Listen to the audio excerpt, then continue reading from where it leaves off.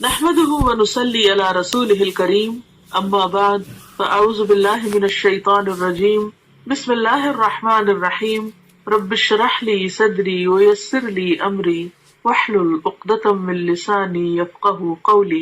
رجب کا مہینہ، تو اس سلسلے میں آئیے آج ہم رجب اور شب معراج کے بارے میں کچھ پڑھتے ہیں۔ اس مہینے میں کیا ہوتا ہے، کیا کرتے ہیں لوگ؟ کنڈے، اور کیا کرتے ہیں؟ روزہ رکھتے ہیں اور ساری رات جاگتے ہیں، اور کیا کرتے ہیں؟ آتش بازی بھی کرتے ہیں، نفل پڑھتے ہیں، قبرستان جاتے ہیں۔ آپ کو تو بہت معلومات ہے ماشاءاللہ۔ پوریاں بناتے ہیں، حلوہ پوری، حلوہ کھاتے بھی ہیں، سیر کو بھی جاتے ہیں، کھاتے پیتے بھی ہیں، عبادت بھی کرتے ہیں اور قربانی بھی کرتے ہیں، اور مردوں کی عید بھی کہتے ہیں، حضرت امام جعفر کا ختم کرتے ہیں، اور کیا کرتے ہیں؟ بس اتنا کچھ، پورا منتھ روزہ رکھتے ہیں۔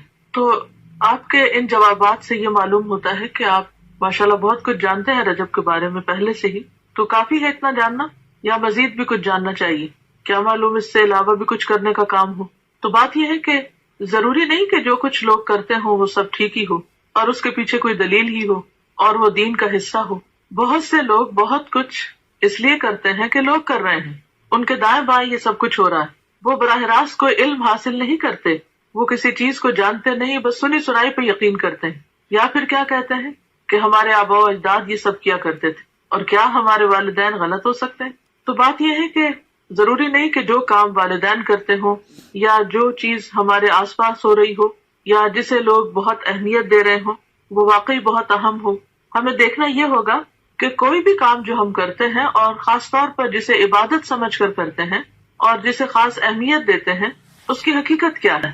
رجب اور شب معراج۔ رجب اسلامی کیلنڈر کے حرمت والے مہینوں میں سے ایک ہے، جسے رجب المرجب بھی کہتے ہیں۔ رسول اللہ صلی اللہ علیہ وسلم نے فرمایا، سال 12 مہینوں کا ہے، جن میں سے 4 حرمت والے ہیں، 3 پے در پے یعنی ایک کے بعد ایک، اور وہ کیا ہے؟ ذوالقعدہ، ذوالحجہ اور محرم، اور رجب جو جمادی الآخر اور شعبان کے درمیان ہے۔ یہ صحیح بخاری کی حدیث ہے، کتاب بدء الخلق۔ تو اس سے پتہ چلتا ہے کہ مہینوں کی تعداد اور مہینوں کی گنتی جو ہے یہ اللہ تعالیٰ نے مقرر فرمائی ہے، اور ان میں سے 4 کو حرمت والا بنایا ہے۔ حرمت والے کا مطلب کیا ہے؟ احترام والا، قابل احترام، کہ جب یہ مہینے شروع ہو تو کسی قسم کی لڑائی جھگڑا فساد نہ کیا جائے، قتل و غارت نہ کی جائے، ہر طرف امن امان ہو۔ عربی میں رجبہ کا معنی ہے تعظیم کرنا، اور مرجب معظم کے معنوں میں آتا ہے، یعنی عظمت والا۔ اس کو رجب مضر بھی کہتے ہیں۔ مضر عربوں کے ایک قبیلے کا نام ہے جس نے دور جاہلیت میں خاص طور پر اس ماہ کی حرمت کا اہتمام کیا، یعنی وہ اس مہینے کو بہت اہمیت دیا کرتے تھے، اسی نسبت کی بنا پر اسے ان سے منسوب کر دیا گیا۔ اسلام سے قبل دور جاہلیت میں قتل و غارت عربوں کا مشغلہ تھا، لیکن جو ہی حرمت والے مہینے آتے تو ہتھیار اتار دیتے، یعنی لڑنا جھگڑنا بند کر دیتے۔ لہذا رجب کے بارے میں قبل از اسلام جاہلی عرب کہا کرتے تھے، رجب منسل الاسنہ، رجب وہ ہے جو تیز ہتھیاروں کو اتار دے، یعنی جس میں لڑائی جھگڑا بند ہو جائے، ختم ہو جائے، یعنی اس کی تعظیم اور احترام لازم ہے۔ بہقی کی روایت میں آتا ہے کہ جاہلی لوگ ان مہینوں کا احترام کرتے، خصوصاً رجب کا، اور اس میں جنگ نہ کرتے اور بتوں کے نام پر جانوروں کی قربانی کرتے۔ یعنی صرف یہ نہیں تھا کہ وہ جنگ نہیں کرتے تھے، بلکہ اس کے ساتھ ساتھ وہ بتوں کے نام پر قربانی بھی کرتے، گویا انہوں نے اس مہینے کو عبادت کا مہینہ قرار دیا۔ تاہم گزرتے ہوئے وقت کے ساتھ اس ماہ میں عبادت کے مدرجہ ذیل طریقے رواج پا گئے، یعنی اور طریقے بھی آ گئے، صرف قربانی نہیں بلکہ کچھ اور چیزیں بھی شامل کر لیں۔ بالکل ایسے ہوتا ہے نا کہ جب ہم کھانا کھانے لگتے ہیں تو ایک مین میل ہوتا ہے، اور اس کے ساتھ طرح طرح کی چٹپٹی چیزیں اور بھی لوازمات ہم شامل کر لیتے ہیں۔ تو اسی طرح جب ایک بدعت شروع ہوتی ہے تو پھر وہ ایک تک نہیں رکتی، بلکہ اس کے ساتھ ساتھ اور بھی بہت سے کام شروع ہو جاتے ہیں، کیونکہ اللہ کی طرف سے جو دین آتا ہے بندے کے لیے اس پر تو بندہ مطمئن ہو جاتا ہے، وہ تھوڑا بھی کافی ہو جاتا ہے۔ لیکن جب انسان خود سے کوئی دین ایجاد کرنے لگتا ہے اور پھر ہر شخص دین کو اپنے ہاتھ میں لے لیتا ہے تو پھر اس کی کوئی حد نہیں ہوتی، آپ کہیں پر سٹاپ نہیں لگا سکتے۔ نبی صلی اللہ علیہ وسلم سے پہلے حضرت ابراہیم علیہ السلام نے جو قربانی کی تھی وہ رجب کے مہینے میں نہیں تھی، اور نہ ہی یہ ان کی سنت تھی، یہ عربوں نے خود سے ایک اختراع کی تھی، اور اس کے علاوہ بھی کچھ کام کرتے۔ اور پھر نہ صرف یہ کہ دور جاہلیت میں بلکہ دور اسلام کے بعد بھی جب دین کی تعلیمات آہستہ آہستہ لوگوں کے اندر سے کم ہونا شروع ہوئی اور بہت سی بدعات نے رواج پا لیا، تو پھر مسلمان ہوتے ہوئے بھی لوگ اس مہینے کو بہت معزز اور محترم قرار دیتے اور اس میں عبادت کے خود ساختہ طریقے انہوں نے رائج کر دیے جو کہ اصل سنت سے ثابت نہیں۔ وہ کیا تھے طریقے؟ پہلی چیز تو قربانی کا اہتمام۔ اس ماہ میں کچھ لوگ قربانی کرتے ہیں جو کہ دور جاہلیت کی رسم ہے۔ جاہلی عرب العتیرہ کے نام پر اس مہینے میں بکری کی قربانی کیا کرتے تھے، یعنی اونٹ نہیں، بھیڑ نہیں، گائے نہیں، بلکہ بکری، اور ذبح کی گئی بکری کی کھال کسی درخت پر ڈال دیتے تھے۔ اسے رجبیتن، رجب والی قربانی کہا جاتا، یعنی جس بکری کی کھال درخت پہ لٹکی ہوتی تو اس سے لوگوں کو کیا پتا چلتا کہ یہ رجب والی قربانی ہے، یعنی مزید اہتمام کر لیا۔ ایک تھے کہ قربانی کی، پھر یہ کہ قربانی بکری کی، پھر یہ کہ اس کی کھال درخت پر۔ اب ان باتوں کا دین سے کیا تعلق ہے؟ یہ تو انسانوں کو مشکل میں ڈالنے والی بات ہے۔ بخاری اور مسلم کی روایت میں ابو ہریرہ رضی اللہ عنہ رسول اللہ صلی اللہ علیہ وسلم سے روایت کرتے ہیں، لا فرع ولا عتیرہ، فرع اور عتیرہ کچھ نہیں۔ اونٹنی کا پہلا بچہ جو بتوں کے نام پر ذبح کیا جاتا فرع کہلاتا، یعنی عربوں میں صرف عتیرہ نہیں تھی، فرع بھی تھا، اور اس کے علاوہ بھی بحیرہ اور صاحبہ اور حام اور وسیلہ جن کا تذکرہ آپ قرآن مجید میں پڑھتے ہیں۔ یہ مختلف طریقے تھے ان کے ہاں بتوں کے نام پر قربان کرنے کے، اور ان سب جاہلی عربوں کے خود ساختہ طریقے تھے۔ یہ ان کی اپنی اختراعات اور بدعات تھی جو انہوں نے دین کے نام پر، ثواب کے نام پر اور مختلف فائدوں کے خاطر ایجاد کر لیے تھے۔ یہ ابراہیم علیہ السلام کی سنت نہ تھے۔ خصوصی نماز کا اہتمام۔ بعض لوگ اس ماہ میں خصوصی نماز صلاۃ الرغائب پڑھتے ہیں۔ رجب کے پہلے جمعہ کی رات کو 12 رکعات 6 سلام سے پڑھی جاتی، جس میں سورۃ اخلاص کے بعد ہر رکعت میں 3 مرتبہ سورۃ القدر پڑھی جاتی ہے۔ یہ بدعت 4 صدی میں شروع ہوئی جس کی کوئی اصلیت نہیں۔ امام ابن تیمیہ لکھتے ہیں کہ تمام علماء نے اجماع کے ساتھ اس نماز کو موضوع یعنی من گھڑت قرار دیا ہے، یعنی اس کی کوئی اصل نہیں ہے دین میں۔ دین تو مکمل ہو چکا ہے۔ نبی صلی اللہ علیہ وسلم ہر روز تہجد کی نماز پڑھا کرتے تھے، اور اس میں کبھی بھی یہ نہیں ملتا کہ آپ نے کوئی مخصوص سورت ہی پڑھی ہو اور پھر اس میں یہ کہ ہر رکعت میں وہ سورت 3 بار پڑھی ہو، جیسے یہاں پر انہوں نے سورت اخلاص اور اس کے بعد ہر رکعت میں 3 مرتبہ سورت القدر پڑھنے کا لکھا ہے، اور کئی لوگ بڑی پابندی کے ساتھ اس کو پڑھتے بھی ہیں، اور پھر اس کے ساتھ بہت سی من گھڑت قسم کی فضیلتیں اور فائدے بھی منسوب کر دیے گئے ہیں۔ تو اسلام میں اس کی کوئی حقیقت نہیں، نہ قرآن میں اس نماز کا ذکر ہے، نہ نبی صلی اللہ علیہ وسلم نے اس نماز کی تاکید کی ہے یا تلقین، اور نہ ہی اس کا وجود ہے کسی بھی حدیث یا فقہ کی کتاب میں۔ یہ سراسر لوگوں نے خود گھڑ لی۔ عبادت کا صرف وہی طریقہ پسندیدہ ہے، عبادت وہی قابل قبول ہے جو اللہ اور اس کے رسول کی اتھارٹی کے ساتھ ہو، ان کے حکم کے مطابق ہو۔ خود سے عبادت کے طریقے ایجاد کرنا اللہ کی اتھارٹی میں یا اللہ کے حکم میں دخل دینا ہے، اور یہ انتہائی غلط چیز ہے کہ جس کام کے لیے ہم انٹائٹلڈ ہی نہیں، جو ہمارا کام ہی نہیں، اس میں انٹرفیئرنس کیسی؟ عبادت کے طریقے بتانا صرف معبود کا کام ہے، عابد کا کام نہیں۔ عابد بندہ غلام تو صرف پیروی کرے گا، اطاعت اور فرما برداری کرے گا، وہ خود سے وہ قانون نہیں بنائے گا، تو اس چیز کی کسی کو بھی اجازت نہیں۔ تو ہم سب کو اس کے بارے میں بے حد محتاط رہنا چاہیے، اور دین کے نام پر، عبادت کے نام پر، ثواب کی خاطر کیا جانے والا کوئی بھی کام جب بھی ہم شروع کریں تو ضرور یہ سوچیں کہ کیا اس کی کوئی دلیل قرآن میں ہے، کیا یہ سنت رسول صلی اللہ علیہ وسلم سے ثابت ہے، کیا یہ اجر جو بتایا جا رہا ہے واقعی حقیقی معنوں میں اس کا کچھ وجود ہے، یا صرف ایک جھوٹ گھڑ لیا گیا ہے۔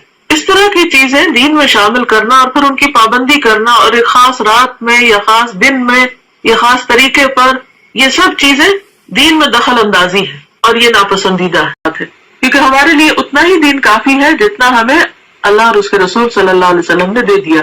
اس کی پابندی بھی ہم پہ بڑی بھاری ہوتی ہے، کہاں یہ کہ ہم ایکسٹرا چیزیں شروع کر دیں۔ پھر عمرہ کا اہتمام۔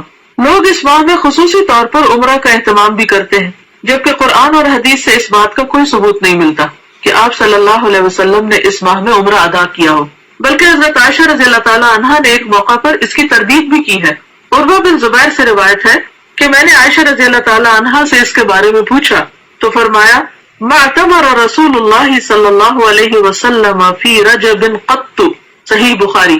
رسول اللہ صلی اللہ علیہ وسلم نے رجب میں کبھی بھی عمرہ ادا نہ فرمایا، تو اس لیے اگر کوئی ویسے اپنے عمرہ ٹرپ پہ جا رہا ہے تو ضرور جائے، نیکی کا کام ہے، لیکن خاص طور پر رجب کے مہینے کو مخصوص کرنا اور پھر سال بھر انتظار کرنا کہ رجب آئے گا تو ہم پھر عمرہ کرنے جائیں گے، یہ غلط بات ہوگی۔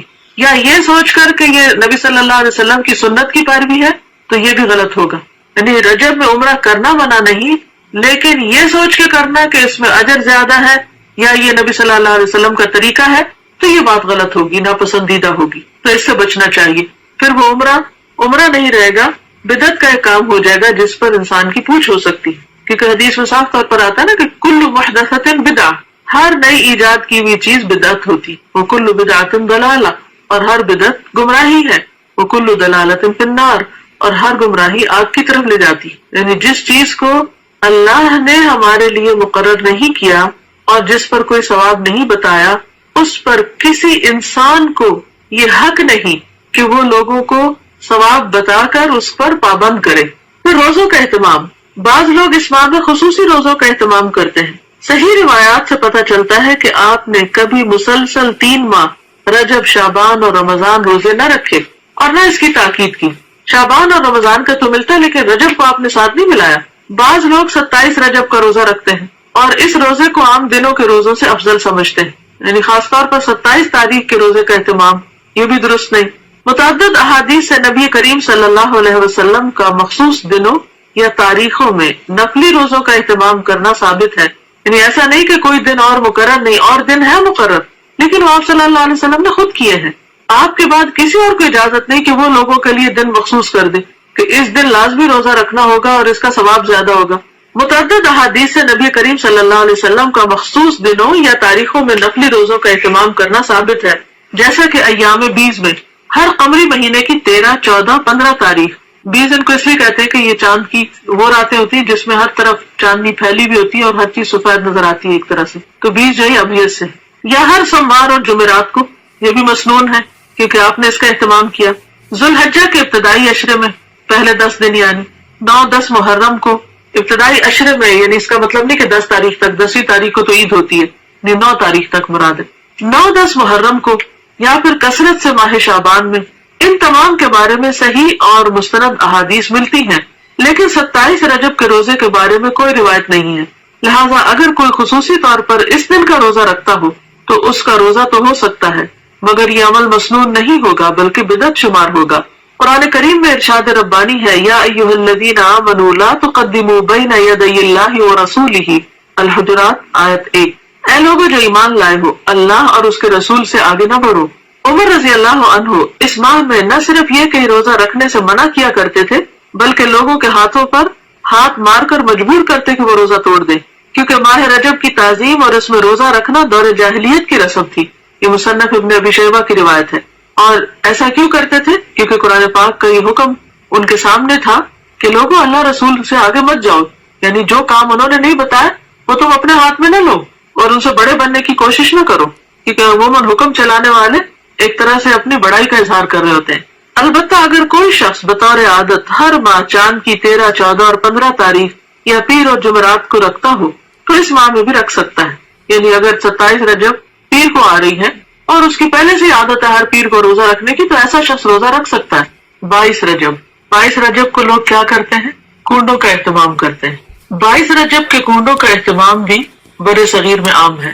22 رجب کو کنڈے بھرنا بطور رسم رواج پا چکا ہے، یعنی اس کا رواج عام ہو چکا ہے. اس رسم میں کسی منت کے پورا ہونے پر حلوہ پوری اور کھیر وغیرہ پکائی جاتی ہے. تاریخ کے مطالعہ سے یہ بات سامنے آتی ہے کہ اس رسم کی ابتدا 1906 یعنی 1906 میں امیر مینائی کے خاندان سے ہوئی جو ہندوستان کے شہر سے تعلق رکھتا تھا. اس رسم کا مقصد امام جعفر کی روح کو ایصال ثواب تھا. حالانکہ اس بات کا تعین نہیں ہو سکا کہ مذکورہ امام کی پیدائش یا وفات ماہ رجب میں ہوئی تھی. کوئی بھی نہیں جانتا کہ واقعی امام جعفر اس مہینے میں پیدا ہوئے یا ان کی وفات ہوئی، لیکن اس رسم کو جو کہ تقریباً 100 سال پہلے شروع ہوئی امام جعفر سے منسوب کر دیا گیا. تو اس سے یہ بھی پتہ چلتا ہے کہ اس کا آغاز نبی صلی اللہ علیہ وسلم نے نہیں کیا، یہ چیز اصل دین میں نہیں. اسلام میں کسی بھی برگزیدہ شخصیت کی پیدائش کے دن خوشی منانے یا خصوصی صدقہ و خیرات کی کوئی گنجائش نہیں ہے. یعنی کسی بھی انسان کے حوالے سے کوئی دن منانا اسلامی روایت نہیں ہے. مثلا برتھ ڈے منانا یا برسی منانا یا انہی خاص دنوں پر کوئی صدقہ خیرات کرنا، یہ سب چیزیں بعد کی پیداوار ہیں. صحابہ کرام ان چیزوں سے بہت آگے تھے، ان کی زندگیوں میں ایسی مصروفیات نہیں تھی. اسی وجہ سے انہوں نے بڑے بڑے کام کیے، دین کی بڑی خدمت کی۔ آج ہم میں سے اکثر لوگ وقت کی کمی کو شکایت کرتے ہیں کہ وقت نہیں ہے، تو اس کی بھی اصل وجہ کیا ہے؟ اس کی بنیادی وجہ ہمارا غیر ضروری، غیر متعلق چیزوں میں اپنا وقت لگانا ہے یا اپنا مال لگانا ہے۔ جہاں صدقہ کی ضرورت ہوتی ہے وہاں ہم صدقہ نہیں کرتے، بھوکے کو کھانا نہیں کھلاتے، یتیم کی پرورش سے جی چراتے ہیں۔ اسی طرح دین کے کام، تبلیغ کے کاموں میں خرچ کرنا تو ہمارے ذہن میں ہی نہیں ہوتا، یا اس کو تو ہم صدقہ خیرات میں شامل ہی نہیں کرتے، یا صدقہ جاریہ کے کام یا پروجیکٹ جو ہیں وہ نظر انداز کیے رکھتے ہیں۔ تو بات یہ ہے کہ اسلام میں کسی بھی برگزیدہ شخصیت کی پیدائش کے دن خوشی منانے یا خصوصی صدقہ خیرات کی کوئی گنجائش نہیں ہے۔ علاوہ ازیں کنڈوں کا نہ قرآن و سنت میں ذکر ہے، نہ ہی صحابہ کرام، تابعین یا تبع تابعین کے زمانے میں اس کا کوئی ثبوت ملتا ہے، یعنی ان لوگوں کے ہاں اس کا کوئی کانسیپٹ ہے ہی نہیں۔ تو جو چیز قرآن و سنت سے ثابت نہیں، اس کے کرنے پر کوئی اجر و ثواب بھی نہیں۔ اور اگر ہم بعد میں کوئی ایسی چیز ایجاد کرتے ہیں اور اجر و ثواب کی نیت سے کرتے ہیں تو وہ بدعت میں شمار ہوگا، اس کے فائدے کی بجائے گناہ ہوگا۔ لہذا ایسی چیزوں سے بچنا ضروری ہے۔ اصل دین کیا ہے؟ ہمارے ذہن میں واضح ہونا چاہیے کہ اصل دین کیا ہے۔ اصل دین وہ ہے جو اللہ تعالیٰ نے محمد صلی اللہ علیہ وسلم کے ذریعے ہم تک پہنچایا، یعنی دین اللہ کی اطاعت و فرما برداری، اس کے احکامات کے آگے سر تسلیم خم کرنے اور محمد صلی اللہ علیہ وسلم کی سنت پر عمل کرنے کا نام ہے۔ ارشاد ربانی ہے، الیوم اکملت لکم دینکم واتممت علیکم نعمتی ورضیت لکم الاسلام دینا، المائدہ 3۔ آج میں نے تمہارے لیے تمہارا دین مکمل کر دیا اور تم پر اپنی نعمت تمام کر دی اور تمہارے لیے دین اسلام کو پسند کر لیا۔ لہذا کوئی بھی ایسا کام جو آپ صلی اللہ علیہ وسلم نے نہ کیا اور نہ ہی اس کا حکم دیا، اسے دین کا حصہ سمجھتے ہوئے ادا کرنا اور پھر اس پر اجر و ثواب کی توقع رکھنا بدعت ہے۔ نبی کریم صلی اللہ علیہ وسلم کا ارشاد ہے، کل محدثۃ بدعہ وکل بدعۃ ضلالہ وکل ضلالۃ فی النار۔ بے شک ہر نئی بات بدعت ہے اور ہر بدعت گمراہی ہے اور ہر گمراہی آگ میں لے جانے والی ہے۔ بدعتی کے بارے میں رسول اللہ صلی اللہ علیہ وسلم کا ارشاد مبارک ہے کہ اللہ تعالیٰ بدعتی کی توبہ قبول نہیں کرتا جب تک کہ وہ بدعت ترک نہیں کرتا۔ یہ صحیح حدیث ہے ترغیب و ترہیب کی، یعنی ایسے شخص کی توبہ بھی قبول نہیں ہوتی جو ان چیزوں کو چھوڑتا نہیں جو دین کے نام پر اس نے خود ایجاد کر لی، یا نبی صلی اللہ علیہ وسلم کے بعد اگر کسی نے ایجاد کی اور وہ ان کی پیروی اور پابندی کر رہا ہے۔ آپ صلی اللہ علیہ وسلم نے فرمایا، میں اپنے حوض پر تم سے پہلے موجود ہوگا اور تم میں سے کچھ لوگ میرے سامنے لائے جائیں گے، پھر انہیں میرے سامنے سے ہٹا دیا جائے گا، تو میں کہوں گا کہ اے میرے رب، یہ میرے ساتھی ہیں۔ لیکن مجھ سے کہا جائے گا کہ آپ نہیں جانتے انہوں نے آپ کے بعد کیا کیا نئی چیزیں ایجاد کر لی تھی۔ یہ صحیح بخاری کی روایت ہے۔ تو اس سے آپ اندازہ لگائیں کہ اگر کوئی شخص دین میں نئے طریقے ایجاد کرتا ہے اور ان کی پابندی کرتا ہے اور ان کو فرض کے درجے پر لے آتا ہے، تو قیامت کے دن ایسے شخص کو نبی صلی اللہ علیہ وسلم کے حوض سے پانی نصیب نہ ہوگا اور آپ اس شخص سے خفا ہوں گے کیونکہ اس نے دین کو اپنے ہاتھ میں لے لیا۔ لہٰذا ایسے تمام طریقوں اور کاموں سے بچنے کی ضرورت ہے جو دین کے نام پر آپ کے بعد ایجاد کر لیے گئے